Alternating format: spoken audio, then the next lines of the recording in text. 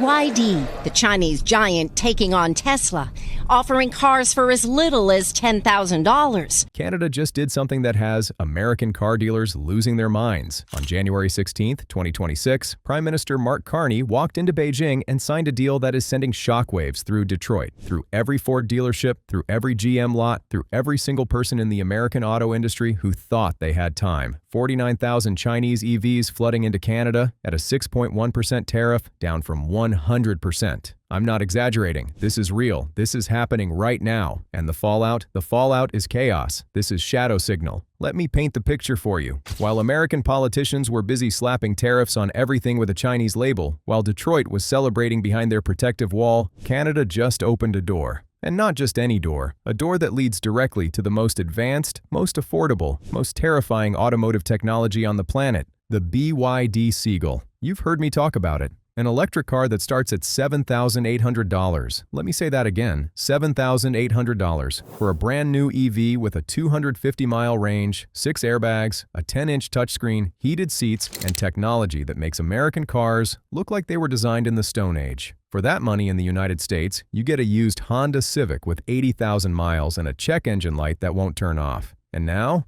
that car is sitting just across the border, waiting. Here's where it gets really interesting. I've been talking to people in the industry, dealers, analysts, insiders who don't want their names attached to what they're telling me. And the consensus? The consensus is terrifying for Detroit. The genie is out of the bottle. Those aren't my words. That's what automotive analysts are saying right now. Chinese vehicles are bound for the U.S. market. The only question left is how American dealers fit into that future. And here's the twist nobody is talking about. Almost every Chinese automaker uses the franchise dealer model when they expand overseas. BYD, Geely, Chery, they don't go direct like Tesla. They partner with local dealers. They want relationships. They want people on the ground who know the market. Some American dealers? They're already paying attention. They're watching what happened in Australia, where Chinese EVs grabbed 20% of the market almost overnight. They're watching Mexico, where BYD and MG and Chery are exploding, taking nearly 8% market share in just 2 years. They're watching Europe, where Chinese brands went from 4% to 9%, and analysts are predicting 15% by 2030. And they're doing the math. Remember 50 years ago when Subaru was handing out franchises to anyone with a corner lot and a dream? Today, Subaru is one of the biggest brands in America. Some dealers are looking at Chinese brands the same way. The first ones in? They're going to make money. Serious money. The National Automobile Dealers Association CEO, Mike Stanton, stood up at the NADA show this week in Las Vegas and said allowing Chinese automakers into America would be bad for the industry, bad for the country, bad for consumers. But here's what he also said.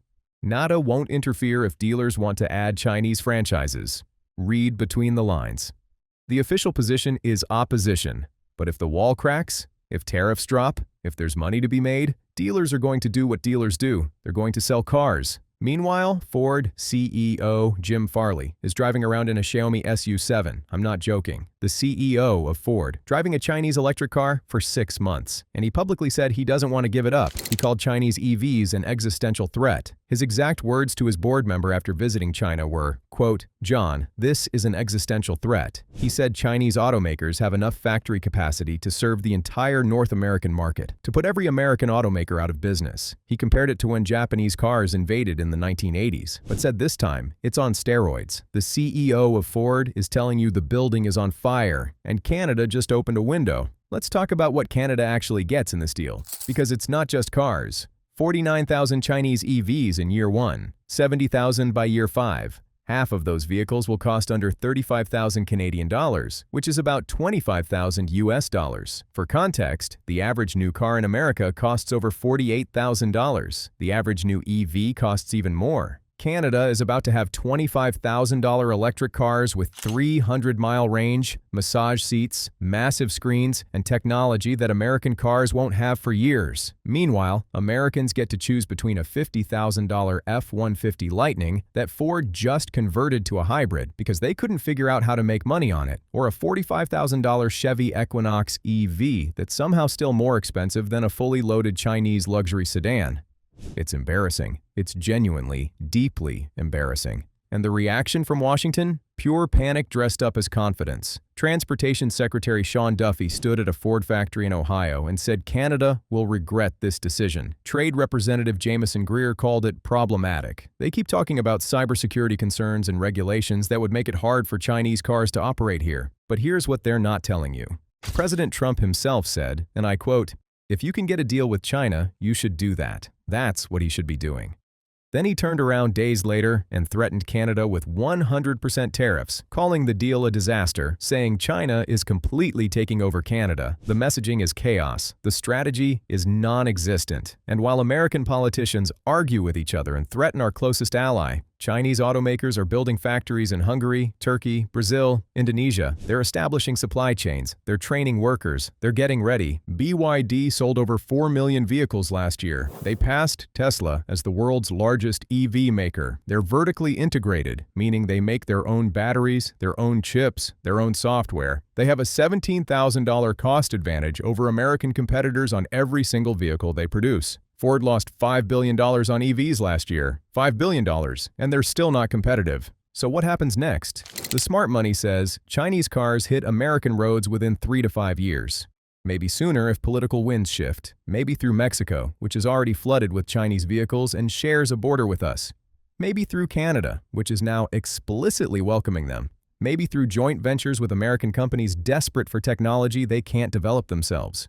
There are already whispers, dealers quietly positioning themselves, conversations happening behind closed doors about what happens when the tariff wall cracks, because walls always crack eventually. Ask anyone who studied the Japanese automotive invasion. Ask anyone who watched Korean cars go from punchline to powerhouse in 20 years. The difference this time? China isn't playing catch-up. They're already ahead. They have the technology, they have the scale, they have the supply chain, they have 34.5 million vehicles in annual production capacity, more than the US, Japan, India, Germany, and South Korea combined. And now they have a foothold in North America. Ontario Premier Doug Ford called it a foothold. He said China will use it to their full advantage. He's furious. His province has auto plants that are already struggling with layoffs. GM just cut 1,100 workers at Factory Zero in Detroit.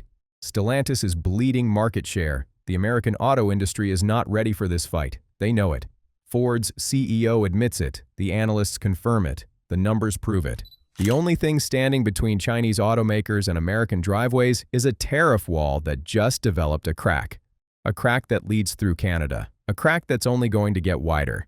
So here's the question I want you to think about. When Chinese EVs finally arrive, when you can buy a car with better technology, better range, better features, and a better price than anything Detroit offers, what are you going to do? Are you going to pay $50,000 for loyalty to a brand that couldn't figure out how to compete? Or are you going to do what American consumers have always done and buy the best value? Detroit better have an answer, because Canada just made sure that question is coming a lot sooner than anyone expected. If this made you think, smash that like button, subscribe if you want to stay ahead of what's really happening in the auto industry. Drop a comment and tell me, would you buy a Chinese EV if it was half the price of an American one? I'm out. Peace.